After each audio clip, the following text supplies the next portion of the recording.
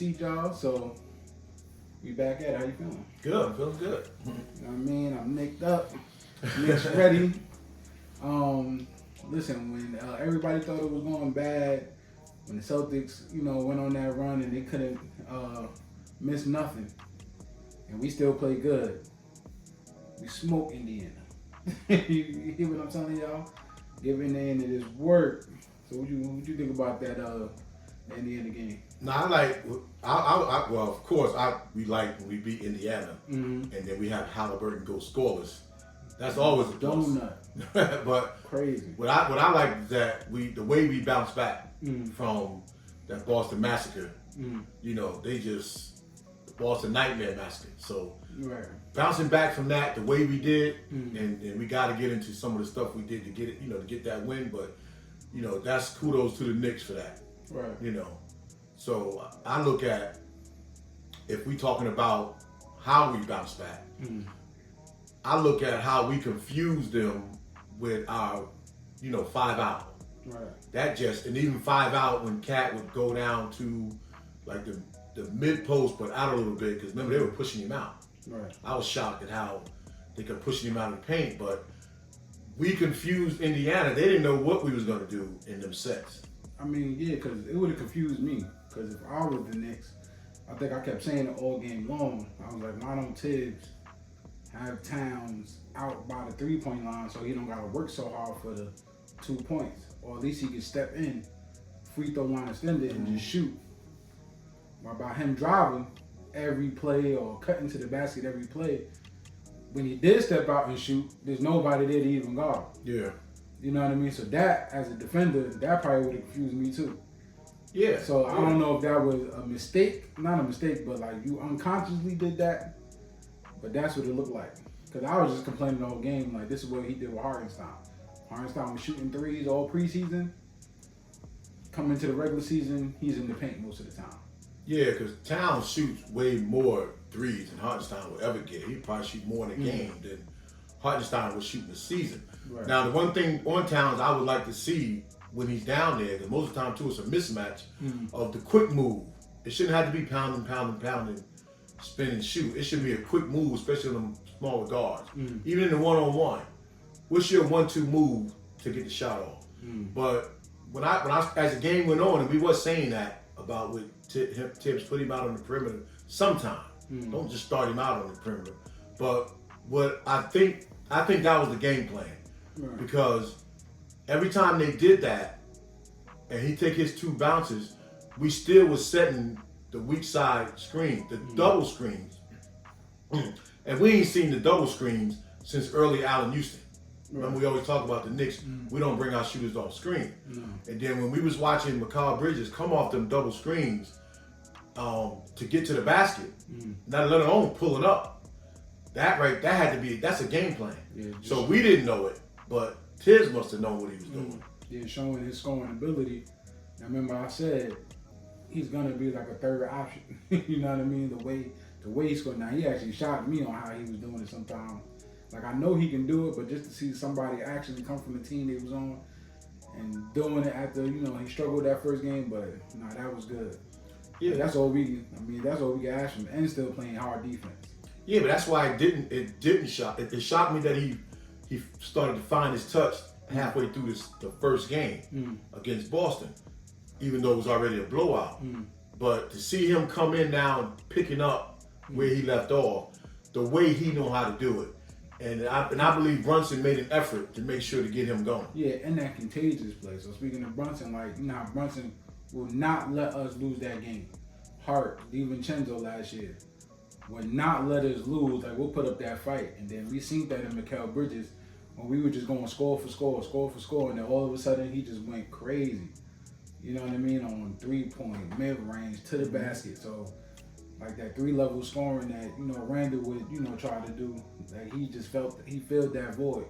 Even though he's not the size of Randall, but during that game, you kind of forgot. Yeah. He looked bigger than he was the way he was playing. Yeah. I mean, Brunson, what I saw from Brunson was the type of leader we talked about last week, the type of leader I think we need him to be. because you're a scorer. So you still got to be a scorer, keeping in mind that you're a point guard. And then we're not asking you to come in and build a house and decorate it. You know, come in, set the table, and make sure everybody eat. That's what we ask. That's all we're asking you to do. And keep in mind that you are one of our primary scorers. Right. So how do you balance that? It looked like that particular game, he balanced that well because he got the other guys going. But then when we needed him to pick it up, he had no problem putting the dagger in their heart.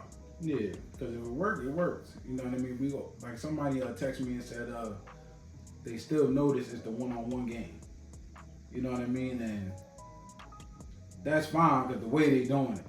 You know what I mean? Like they all scorers. They don't need you to find them to get open. They can make their own shot. Yeah, I mean, but this wasn't one-on-one game although. Because of the screens that we was bringing people off. And if you're just only looking at the ball, it might look like one-on-one game, but on the off the ball, we were bringing guys off a lot of screens. And that's encouraging because we're using people to their strength. Now, again, the Knicks, their players are pretty much one-on-one players. Because even OG, when you see him in isolation, he's taking his man. OG's not, it seems like he's not going to be passing it in isolation. But in ball movement, we're finding the open man. But I like that we're able to isolate somebody and get the shot that we want to get. Now, granted, Indiana didn't look like the Indiana in the playoffs. You know, like when they had Nimhart guarding Brunson, I thought they learned their lesson. The way Brunson did him in the playoffs. Right. But I mean, but he guarded Brunson pretty good. He just don't have the tools to stop him. Right. But I don't think it was just like a one-on-one game. We did more team things in that game than I've seen in a long time. Right. Long time.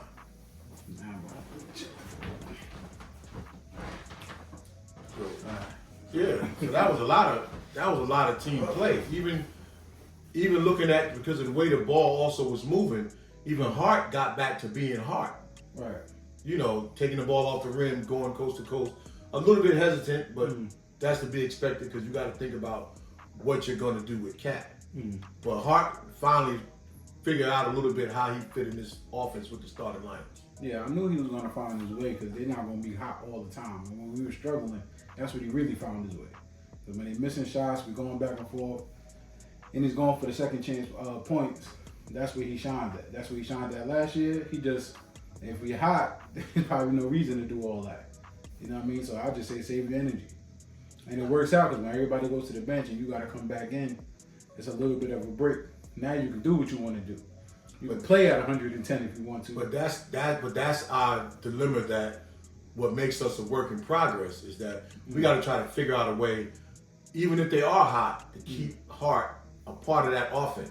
We shouldn't have to wait till, three guys ain't clicking for Hart to do what he was doing last year. We got to find a way to get that balance where it just makes sense for the whole game. Like you were pointing out, he's always open at that three-point line.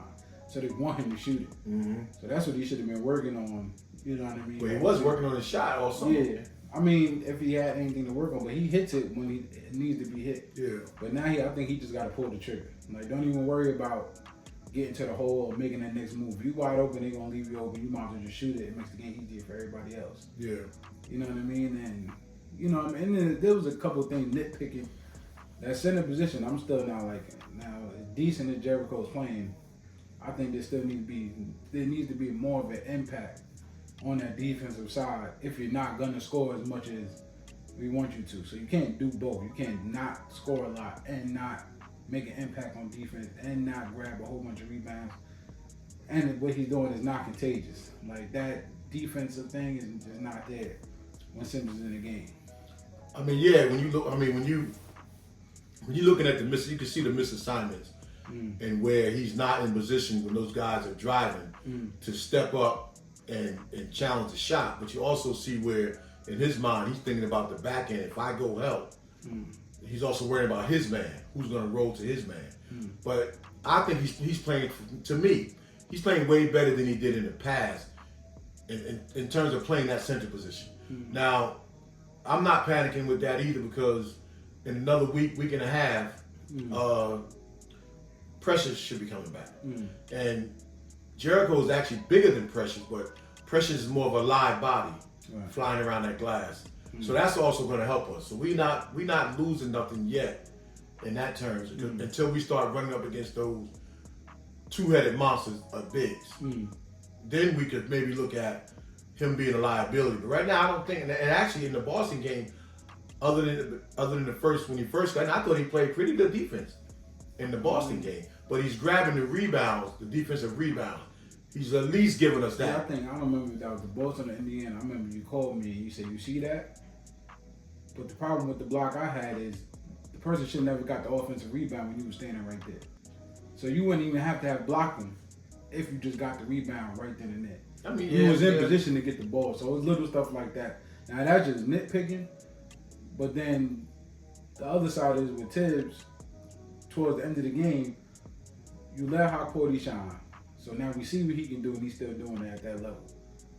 And then you put Sims and Koffee in at the same time. That's kind of what we want to see. What I want to see with Towns. Like, put Koffee in there with Towns and let Towns go to work from the 4 position. You know what I mean? Because what you're going to do that with Precious Achua. But then for the defensive side, it's going to be like, it doesn't really matter. Because Towns ain't that kind of player. I know we were speaking on that too, that Towns don't even get no lift when he jumps. Yeah. Like he just jumps off like his calves or something. Like flat-footed. Like he's jumping flat-footed. Yeah. So that's something he always done. Like he needs like a running start to even get up that high, which is cool because he's a scorer, but it's not like with Mitch. But sometimes maybe the smaller person on him, he gets those shots off a little easier. But now it's interchangeable when you have Precious out there. But Precious still can play. Let Koffee play. I don't see how that rotation. Like, just try him. You try Sims, and though Sims been in the game for a while, I think Koffee will show you that at least he's a smart enough player to. He already look like he knows the system. Yeah, I think Koffee's gonna get his like the time when he's gotten in. I think he's gonna get his turn. Tibbs that's how he is. Even though Sims is not his first choice, probably off the bench as a big. That's all he got right now. But we know sometime in late November, in December, depending on how Precious come back and how Koffee's gonna get his turn. And even the first game where we seen where Dottie got some minutes, it was the last game, like you said, to being the first rookie to get in the game. Yeah, I was shocked. Against Boston. It's like, stay ready so you don't got to get ready. And I think Koffee, being at his overseas play as a big man, I think he's going to be ready when his turn comes. And I believe he knows it's coming. Yeah. Yeah, so all he got to do is stay with the defensive game plan and move around in that offense, which he do. And buckets are going to find you. Yeah, some players that we get that's rookies, sometimes I can't understand why they didn't play him or why we don't use them. There's players that we had in the G League that was like defensive players of the year and all this kind of stuff, and then we never even bring them up or never even try to play him. So, I mean, playing Dottie as the first rookie off the bench, that was a sign that maybe Tibbs is trying to change up a little bit, not be so hard. Playing Sims 2 games in a row where sometimes it looked like it could be crucial. I mean, I guess that's a good sign that you're giving these younger guys a chance to play with these veterans. But, and funny though, when Tyler Colette, he came out, he was nervous. But right before that, when McBride was holding his ankle, yeah. And he said, all right now. Yeah, you taking a look over there like, oh, you hurt? But now I say seize the moment. So McBride get hurt. Tyler Colette finally gets some minutes later in the game. But then he just looked nervous. You know what I mean? Threw the ball away like 2 or 3 times. Couldn't find his rhythm because now you in that garden with the crowd screaming. Yeah. Screaming your name, chanting your name. Mikal Bridges getting 2 not standing ovations, but they screaming for him going to the bench. So your nerves is probably on 1,000. Yeah, they are. Everybody's on notice because, like Deuce knows, and we talked about that. You got your start because of injury. And yeah, when you grabbed your ankle, grabbed them ankles and them hamstrings. Yeah, McBride rather. Well, Deuce McBride, yeah. Yeah, the same way you got it, you might could lose it. And the way Colette don't defend the way Deuce, defends, but you lose your spot for a period of time because of injury, you're not getting it back. Yeah, no. We know that for a fact that Colette has a older player mentality in how he moves and distributes the ball, while he's still going for his shot. So, you better stay healthy. You know, I mean, and it would still be hard for Cole because campaign is shocking me too. He's playing like current New York Knicks basketball. You know what I mean? He's not scared to pull that trigger. He's out in them lanes. He's probably not known as like a great defender, but if he wasn't in Tibbs' system, he's playing like a New York Knick. You know what I mean? So I was happy about that. Yeah, to me, ain't nothing for me that Payne gonna do that's gonna shock me. I just want him on that roster. I don't even care if he didn't really play right now. I want him on that roster in the playoffs. No, he did, but he's playing. Well, he's gonna play because he's a veteran. But that dynamic he's gonna bring for us if he's still around for the playoffs, that's what I'm gonna be He's so glad already he's got screaming him. in the crowd. He's already hyped. Yeah, he's a You know what I player. mean? So I was like, that's all we can ask for. Yeah, we did Indiana. Whatever that game plan must have been, especially when you go back and look at it, you can see that we paid attention to detail.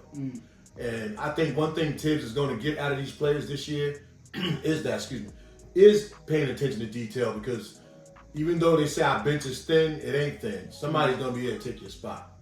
Now, the other part to that with them young guys, I don't think it's Tibbs, and that's just like conspiracy theories of me. I don't think it's Tibbs giving them young guys in early minutes, because we ain't that thin. I think it's management saying to him, you know, you wanted this team to come back, and we pretty much, give or take the major moves though, we pretty much gave it back to you. But you got to give us something. We want to give these young guys a look. And then we talked about historically with the Knicks not playing young guys when we get them, or when we trade for them or bring them in. I never understood that over the years with us, because we never planned for why we go get them. Like when they get to us, we tell them, okay, then you got to fall in line, being 4th or 5th on the depth chart, or figure out how to get yours, where we went to get you because you can shoot. Or we brought you up from the G League because you were scoring 20, 25. But you get in there with us, and then you can't play the same game. Right. So I never understood that part with the Knicks. It's funny because when they called Dottie in during the Indiana game, and you know, I think the nerves got to him too because he couldn't hit. I said the perfect person to be in that position would have been Quentin Grimes. You know what I mean? Yeah. And now we don't got him no more. I don't even know if he's back in the G League or what, or whatever team he's at. They probably still want Detroit. I mean, and you know what? Because of injury, that's what got Quentin Grimes. But it's funny you say that because now I'm thinking of Alonzo Trier. I think I seen a post that he's going back to the G League draft. I don't know if he got in or whatever, because I was wondering where he was at. Yeah, that's true. But he's another player that we had, and I don't feel like he did bad. Just 1 minute we had him, and 1 minute he was gone. In the NBA right now is his type of game. Yeah. If he still has that type of game, this was his type of, like you said that last year. Yeah. If we had Trier on last year's team in the beginning of the season, that was totally it, because we were letting guys offensively. That was the most freedom Tibbs gave his players was last year. I mean, I could see, like, even with campaign, I could see Alonzo Trier doing what, you know what I mean, doing that on the bench. Him and McBride doing that would be crazy. ISO Zoe, he did what he had to do. But trying to guard both of them, the only thing with Trier was he got to pass more before he get in trouble. You know what I mean? He was trying to pass when he got in trouble, couldn't get the shot off. Yeah, but now we have more of an offensive flow starting dating back to last year. We have more offensive guys that you got to pay attention to, which even made it easy for Hart last year too. Guys like that, because now when you're talking about OG, you know, even Hartenstein, he gets the ball in the paint, he gets his floater. They got to pay attention to all 5 of our guys now. When we had Zoe, it was Randall, maybe Twin, you know, Morris, you know, but he wasn't really a scorer. He just was a scorer with us. So it was nobody really locked into when we had him before. So if he's killing during the end of the game, which he was, remember, a lot of times, there ain't nobody else to watch. So you got to worry about it. So if he was on last year's team, shoot, forget about it. Yeah, he'd be looking at a big fat contract right now. You know, but I just love the overall way that we bounce back. Now again, a bigger test is going to be Monday with Cleveland. Right. Because we have to also keep in mind, we chasing bigger fish than Indiana and Cleveland. But we know they're at our heels. Some people may try to say they're better. I don't know. But we know we got to kick them while they're below us kick them a little further. We never mentioned Cleveland, but Cleveland is definitely one of them teams. I know, like I said, I told y'all a couple shows ago, Indiana, y'all was bugging. Like, we ain't make this team to play y'all. See what we just did to y'all second game. But now Cleveland, you know what I mean? They get a little bit more respect than that. Well, they got players. Yeah, we don't say their name, but they do got, 2 big men over there. Mm-hmm. Like I said, that you need, and 2 solid big men. Yeah. Whether they go missing or not, I think the other one be hurt. The one with the fro, he be hurt a lot. Jared Allen. Yeah. So sometimes he's not, you don't got to worry about him. But Mobley, whatever it's, I don't know. Sometimes he turning on, and I don't know what takes over him, but you got to worry about him in the paint. Yeah. That's a task for Jericho. You know what I mean? When that comes, we know that's not a Towns kind of game, but and they're more guard heavy too, scoring. And the way our guards did against Indiana's guards, it's hard to keep them guys contained. And a lot of that too with Halliburton being off. But we got to say, even in the Boston game, they ran three shooting up on us with 29 threes. But even with their second and third unit trying to go for the record, and they were missing. Part of that was being anxious. Part of that was ID on the perimeter. Right. You know, making it tough for them. So they never got to tie the record until with maybe a minute something to go. Coach threw in the towel in Boston. You knew that was never going to happen again. Even if Halliburton scored, I don't know what he averaged. Let's say he scored 13 more points. We still would have blew Indiana. Oh no, that was. You know what I mean? You had 13 points. What they current scored, we still blow them out. You know what I mean? Yeah, that ain't gonna happen every day either. And even if you score 13 points, that means somebody didn't score because he scored. So, yeah, but he's gonna average 20 or better. And I'm talking about on the Knicks, because now even with Cleveland, let's not talk about the big men. They gotta worry about who guarding them at every second. I mean, maybe not so much Brunson, but Brunson stays with his man enough to where they just don't shoot over him or score over him. It's not like they scoring on him. So. Yeah. Because he plays good team ball and he runs them into OG and, you know, off the screen. So you kind of don't even want the screen. To me, if I'm playing the Knicks, I'm like, let me just play my man. Y'all go set screens for everybody else. Yeah, but we were physical. Now if they got to switch, it's almost going to be like, damn, I was on, Brunson had me, now I'm on OG. Or now Mikel's guarding me. Now I set the screen back. Like, yeah. Switching back. We're going to have to be physical with Cleveland. And it won't be like last year because Randall was very physical with them guys up front, which to me kind of why we was beating them like that. But their guards, you know, they got 2 20-point scoring guards. Our guards can basically get the same thing. But yeah, right, it's gonna be our advantages is when we switch, like Boston did to us. When we switch, we're gonna have a better defender on you than the one that was already on you. So it doesn't matter. We're on the court, and this is with Hart in the starting lineup. Right. Whoever switches off Brunson, you in trouble. So they're not going to be able to call for switches unless you call them for Brunson to be down there with Mobley or one of them guys. That's the only advantage they will have. And how often can we switch back? You know, which I think we should.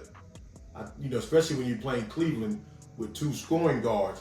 I think we should try to, when Brunson is down there, they leave it up to Brunson to try to fight, you know, even hard, to try to fight to stop the bucket. But how fast can you switch back in anticipation? So we not killed down there like that. And right now, that teams are getting us with that. Both games so far, they're going for the mismatch. So, you know, but it's nice. It's nice to know that Tibbs is making the adjustment and guys is understanding whatever the game plan is that he's putting together. So I'm way more happy about playing Cleveland than I was going to the Indiana game. So yeah. Yeah, I knew that wasn't nothing. When I was talking about, let's get into management and the management wins and everything they've been doing to lead us up to this point. Yeah, we got to give it to them. Yeah, we got to look at what is this? We got to look at the fact that if you remember a few years ago when we got the so-called dynamic duo of Rose and West, and you know, first we all thought we had players lining up to come to the Knicks, and then that just didn't happen. And I was always wondering, well, where's you was an agent, you know the salary cap, so where's all the methodical moves of getting guys in and out of here? And I wasn't seeing it, even though we was happy with some of the people we were getting. And now we're figuring out how they were really doing their thing, even leading up to how they was trying to get Mikal Bridges and how they was trying to stay under the apron And I started reading some articles, how they really was maneuvering behind the scenes, and even how they had to try to make this trade, the one that they just made with Cat, the stuff that they had to do to protect money and also try to protect the next few years to come. And then you thinking about what's the kid that just got hurt, the shooter. Yeah, so Shamit. how they want to keep Shamit and then also go after another deadly shooter, Matt Ryan, and have them both, which would be by maybe after November 1st, you could make Porty's contract a real contract and send the other one to the G League. Now you can slide in another. It was like ways that they're doing it. I didn't know they was doing that type of stuff. And it's almost like whatever they doing with the G League, they setting a blueprint for what other teams might start doing. Because I read briefly that we had the 1 and 2 pick in the G League, and that's how they got Shamet and Matt Ryan back. Oh, did we? Oh, okay. So that's how they got both of them. So you just took both of them and put them in the G League. I guess to add, like the Lakers, they about to do that too. Like, Matt Ryan, we don't got yet. We trying to get him. I think he just got drafted to the Knicks. Oh, okay. All right. But to go straight to the G League. So I don't like I said, I don't know how this works. But same thing with the Lakers. Bronny's gonna be playing some G League, some. Now we hear that with a lot of players anyway. Yeah, a lot of rookies. But if he physically does it, the NBA is gonna look different. I think we said this last show. They not going for the one and dones like that no more. These players ain't playing like that unless you that guy. Yeah. Now it's the 4-year guys, 3-year guys, people that been in the G League for a while killing. These are the guys that's playing. Playing overseas, you've been playing overseas for 3 or 4 years, and now you come to the NBA and you're playing. But unless you Victor Wembanyama and whoever these other players that's one and done, you clearly they're making an impact on the game. It's gonna be totally different. But with management doing that, yeah, we even go back with the one and done. One and done, there's no more advantage. Again, unless you that guy, because the league is young. Like the average age in the league is probably somewhere around 26, 27. Like the league used to be an old man's league. So as a young guy, one and done, unless you really hit him, who you gonna come in there and outrun and outjump who? Because all them guys is young. So if you ain't coming in with no crafty experience that we can use like a Kolick, teams don't got no need for you. Now, it's still going to be some one and done just because they're marketable, some of them guys. Like Cooper Flatt is probably going to be, he feels he's going to be number 1 pick, but he'll be marketable. But yeah, you're going to have to stay in the league some years. Now, even if we sign Ryan to the G League, he'll never make it. We probably sign him to a G League contract then, because he'll never make it to the G League. He'll just go right on our roster. Because one thing about if you're a G League player, they can leave you down there the whole season. But if you're like an Exhibit 10 or one of them type of players, then you got to come up for at least 20 games through the course of the season. So that's just probably our way of maneuvering. And I'm gonna be the first home G League game up in Westchester. I'm gonna be at that game. So I'm hoping now because the Knicks play a away game on the 6th. And they play a home game on the 8th. So there's a G League, the first game, there's a game on the 7th November. So I'm hoping that Dottier, and I doubt it, but I'm hoping that Porty and Kolick and Dottier find themselves in that game. But I doubt it because they're semi in our rotation.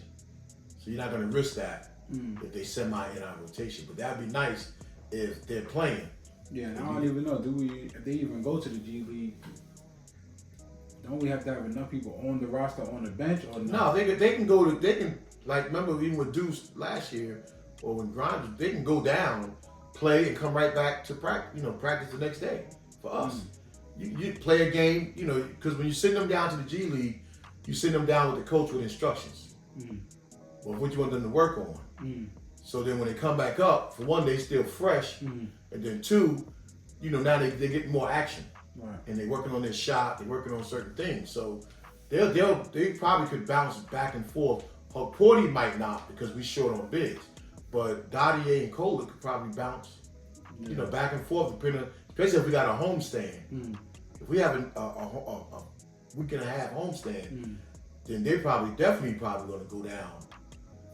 Even if you turn their contract into a real contract. Yeah, I ain't gonna lie, because I would have let Hot Potty play, and I would have sent Jericho down so he can get in motion of playing. Because it's not like Precious, like you said. Precious is gonna, he don't care about messing up. He gonna play. I think with Sam, maybe messing up is on his mind, and he playing for the next contract. Maybe that could be Well, something. no big is going down because we short on bigs. So I doubt any of our bigs playing the G League. If they get hurt in the G League, now we screwed. But management, I think, and like you said, if they did that move with Ryan already, then that's excellent. Like, because Rose, and I know too, I had read where it's greater friends as they are, because they're like best friends. Him and West, not just business partners. They're like best friends. One work off the other. You know, Rose go down to high schools and colleges before he was a Knick. You get these players funneled, and you funnel them to, you know, the management team to represent them, which was Leon Rose. So they had a nice little connection thing going on. Now it would be tampering if you did that. But just the point of if Leon wants something, well, really it would be Rose, it would be West rather, who want to make a change, and it would be Leon, you know, stopping it or not at least pushing the pedal, because that's the case. Tibbs would have been out of here a couple of years ago. You know, other players would have been moved, you know, a couple of years ago if you left it up to World Wide West. But at least Leon Rose, he got to look at the bigger picture from a management standpoint. You know, we just can't run these guys in and out of town like that. Even with that, we noticed those. I don't want to say big, but big changes with our roster of coaches. They gave Tibbs that big contract. Now I don't know how long Tibbs is going to coach. You know what I mean? Maybe like Pop coach forever, but they gave him 3-year contract.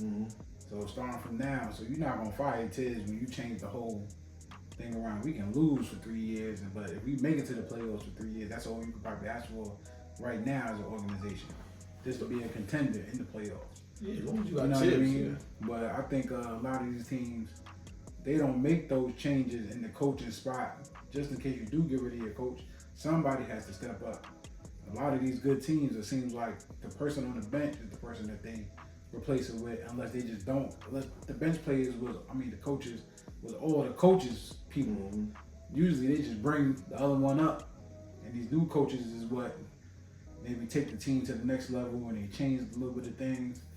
I think going back to the Lakers. I remember that show where one coach got hurt, the other coach just took their thing and ran with it, and they made it to the finals. So yeah. Oh yeah, before we got Pat Riley, yeah. So the other Paul coach, Westhead. yeah. And I think he got into that bike accident, and the other one didn't really know what he was doing, but he added on to whatever he was doing. Let the players be the players. Yeah. And they went on. And then it kept going, because when Westhead 2 years later gets fired, Pat Riley's assistant step up, they win another championship. Yeah, but we I think right now we probably, other than Maurice Cheeks, who coached Portland. Maybe might have coached somebody else for a year as a head coach. I think we the only team right now probably don't have 1 or 2 head coaches on our bench.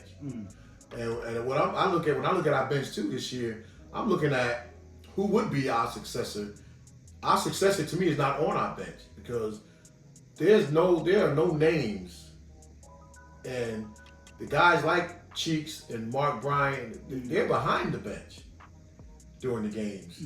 Brunson now is. You know, he started last year. The father, he's sitting in the front, but usually your top assistant is right next to you. And I forget the guy's name, the one that sits mostly right next to Tibbs. But it ain't Cheeks.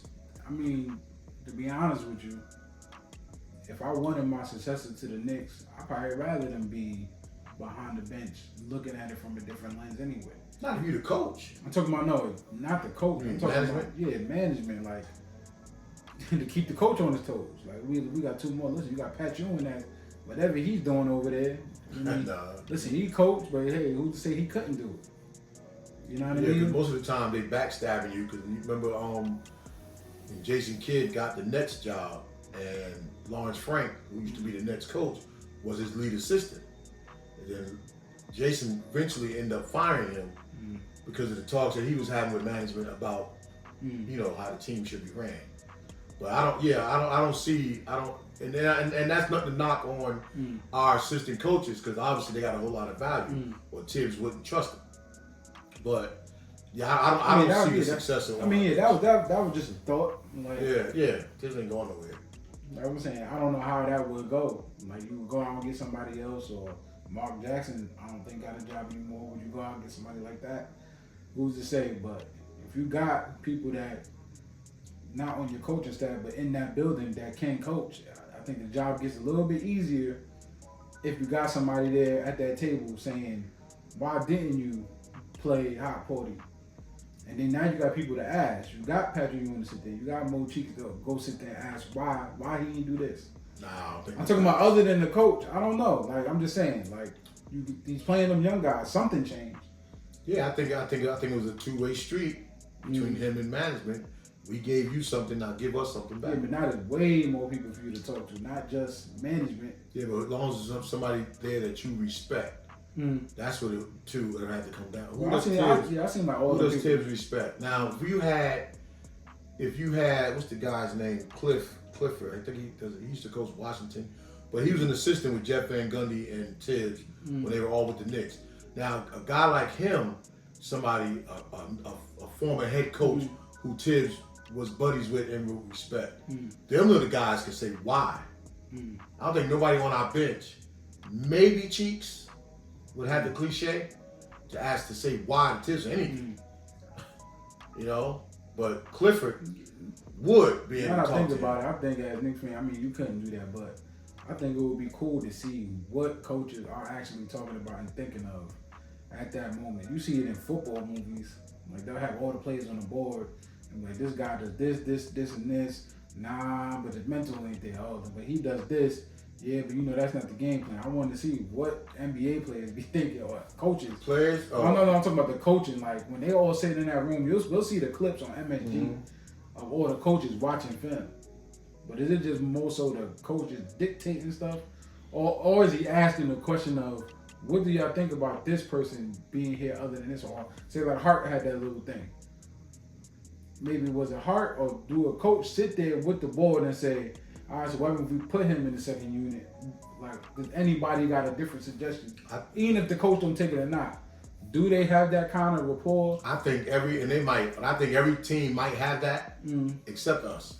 Because you got to look at Tibbs and Bill Belichick, with the Patriots, when he's with the Patriots, like, those are mad scientists. You know what I'm saying? Like, they I don't think they ain't sitting up there. They telling you. I don't think they sitting up there. Because remember before, you'd always see with the Knicks on halftimes or the post-game shows where they used to have with the coaches going over, even with D'Antoni, who had his own way. But they're going over certain things, and then you're like, oh, wow, that was actually a play. Where it looked like, you haven't seen that since we got Tibbs. Tibbs ain't taking you behind the curtain with that. And I can see Belichick being the same way. When y'all come in this coaching room, I'm telling you what we doing and what that should have looked like. That's just my opinion. I ain't gonna lie. I don't see Tibbs doing that. I ain't gonna lie. Playing for Tibbs, that probably. Maybe y'all do. Let us know. Yeah, listen. When we was up like that in Indiana, and Tibbs is still standing with the mean face, and he still had heart in the game. Still had heart in the game, and still, he shouldn't have been in there, but still bombing on rookies. I'm like, damn, Tibbs. You only know one way. Give somebody a break. You only know one way. These Indiana coaches sat down. Every other coach just sit down. Yeah, but that drawback of Hart could have been in that first quarter when he started grabbing his hamstring. Even though he played better as the game went on, why take that risk? Why? We have enough. We have enough that you should have shut him down for the day. Too early in the season to have him missing 3-4 months. Right. You know? Yeah, I don't know. All right. But that was all, you know what I mean? Next we here to play Cleveland. Feeling good. Listen, let us know in the comments what you think. What else we should have talked about. But listen, season here. I'm happy. Not about the Jets though. Today gonna be a big one. All right. Then take us out of here. I'm gonna take you out of here with y'all Indiana fans. With Halliburton going 0. Now we know that's not gonna happen again. So we're going to enjoy it while it lasts. Yeah. So when he do put up that 30-35, probably against us one day this season, remember that 0. Peace. Big T. Peace.